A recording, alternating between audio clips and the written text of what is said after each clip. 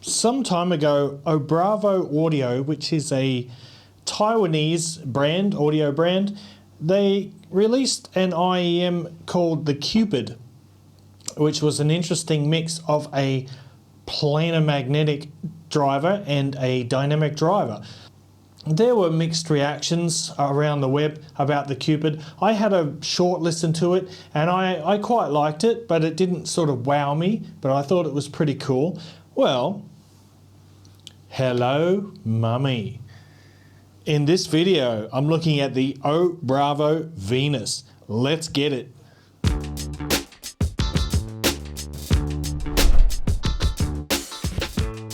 What's cracking audio fans? It's David here from Prime Audio Reviews, and in case you didn't know, Venus is the mother of Cupid in Greek mythology.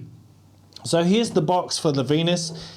It's a pretty standard Venus. Oh, before we open it up, let me tell you a couple of details about this IEM. First of all, the price is around $960 US.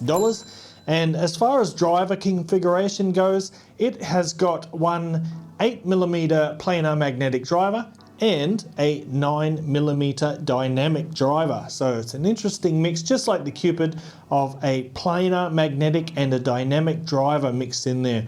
Right, let's have a look inside.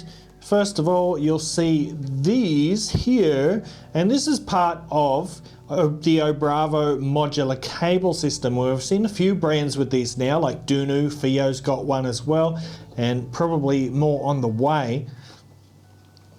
And what it means is that you can quickly and easily change your termination. For example, here I've got a 2.5mm balanced termination. This is a Pentagon 4.4mm balanced, and in order to change them over, you just twist there, pull it out, and you see it connects with via a 4-pin connector.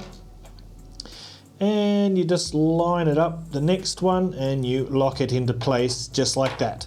And we'll have a look at the cable in a minute, but I just want to show you what you get in the box basically, because you know, for that kind of money, you'd want to get a nice sort of little rounded package. So you get 3 of these adapters. You get 3.5, 2.5, and a 4.4. You also get a 3.5 to 6.35mm adapter. Very nice one, I might add. You get a semi-rigid, come on now, you get a semi-rigid carrying case with a carabiner attached. And yeah, that's a really firm, solid case, so that's going to protect your very expensive IEMs if you're on the move.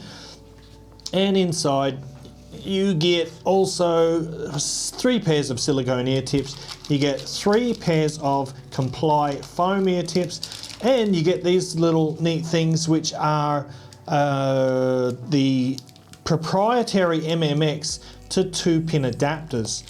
Yes, I said proprietary MMCX. I hope I did. I probably said MMX. I do that all the time. So let's get that box out of the way. So yes, it's got proprietary MMCX connectors. Let me show you what I mean.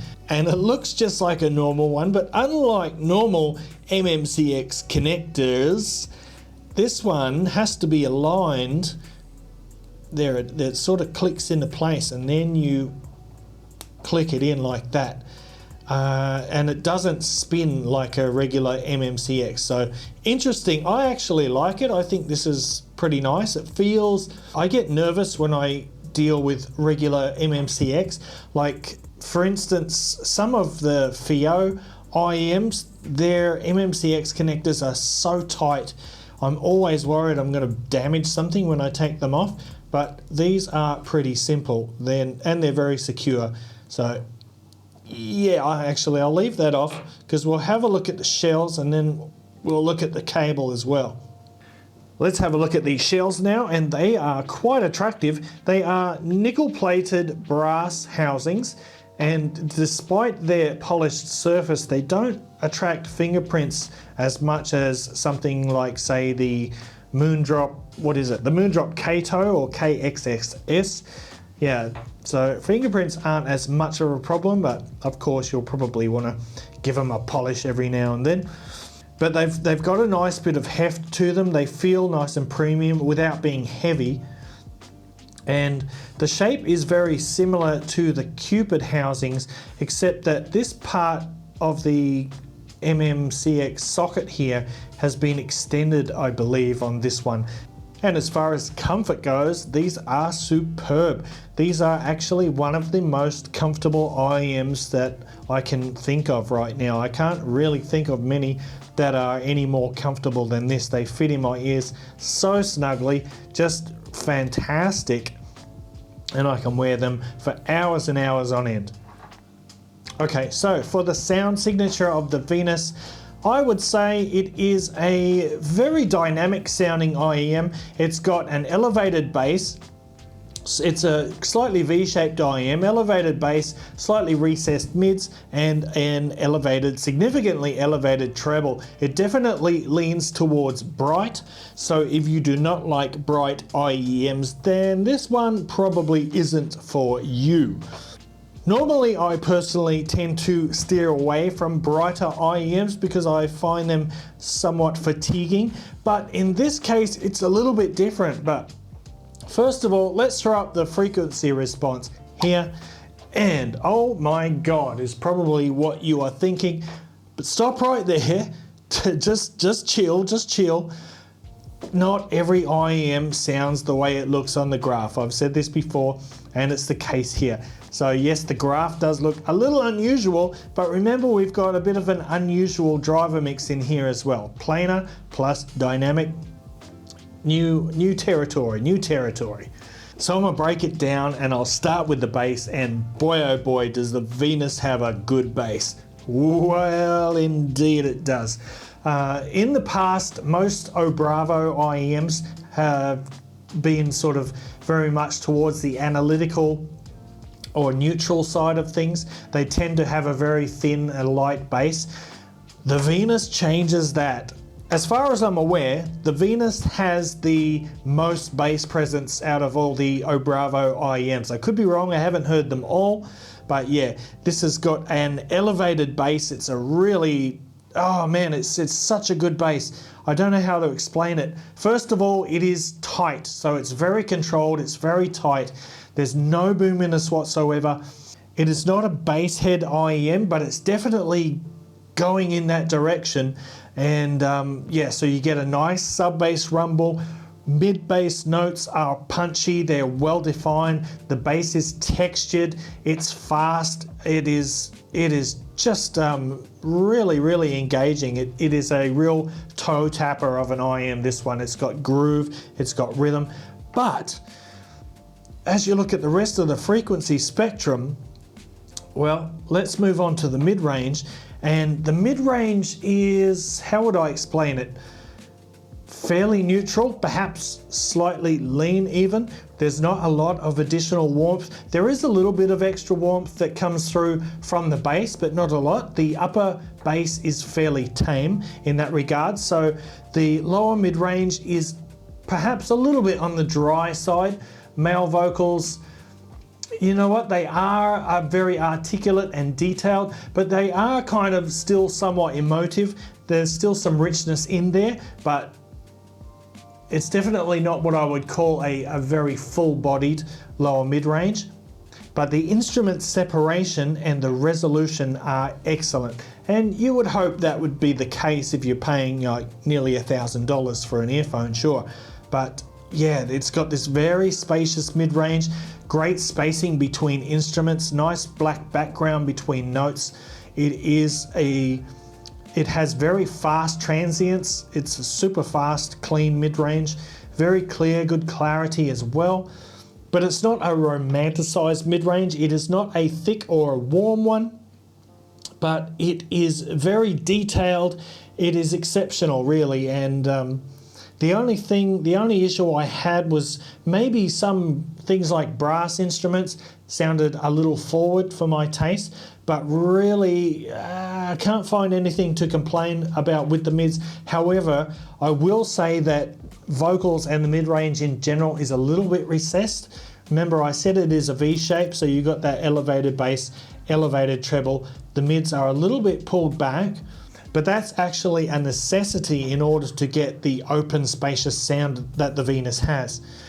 Now let's talk about the treble, and the treble is probably going to be the most contentious part. Now there's a fairly significant dip between 5 and 6 kilohertz, or around 5 and 6 kilohertz. And it is a pretty hefty dip. It goes from the upper mid-range down into that big dip and then back up again to sort of plateau from like 7 kilohertz to 10 kilohertz. So that's where the brightness comes from. That's where the clarity comes from. And the reason for that dip around 5 to 6 kilohertz is to avoid any sibilance, which is always something that has to be managed. If you want a brighter, more detailed treble, sort of precise treble, you're going to be dealing with sibilance in some manner along the way. And the way that the Venus deals with that is by scooping out that area there. So yes, there is some occasional sibilance, and occasionally there is a little bit of harshness too, but not very often. Overall, the quality of this treble is very, very good. It is detailed, it is crisp, it has good definition. It's a very airy, open sound. The extension is fantastic. And I think in a way that elevated treble is necessary as well in order to counterbalance that sort of energetic bass, because it, like I said, it does have a pretty nice meaty bass on it. So basically what I'm trying to say is the oBravo Venus is an exciting IEM. Now, even though it's bright, I love this. And I didn't actually find myself getting fatigued by the bright signature. It is just a very fun yet very detailed. It's kind of a really great mix between fun and technical. It's got both elements in there. It's a very exciting IEM.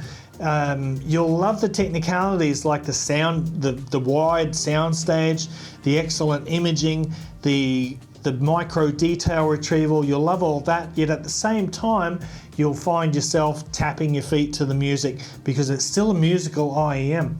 Let's do a quick comparison now, and here I've got the FIR Audio 5X5. It's about around the same price as the Venus. Now, listening to this on its own, I normally would think it kind of leans toward bright. It does have elements of brightness in the treble, like the upper treble is fairly forward, but side by side with the Venus, this one actually sounds a lot fuller and a lot warmer. It actually sounds a bit more natural, but it's not quite as exciting as the Venus. That's the sort of key word that comes to mind when I think about this IEM, is just exciting. It is energizing. It's just incredible.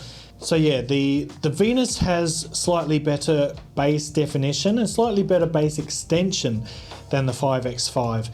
But the 5X5 here has got a fuller mid-range. It's a bit richer, it's a bit warmer. It actually sounds a little bit more natural, but the Venus on the other hand is more analytical. It's got more detail retrieval and a bit more liveliness and sparkle up top. It kind of shimmers up top. It's just, yeah, great. But these are both fantastic IEMs, and I could happily live with either of these ones as my daily driver, no worries, because I love them both.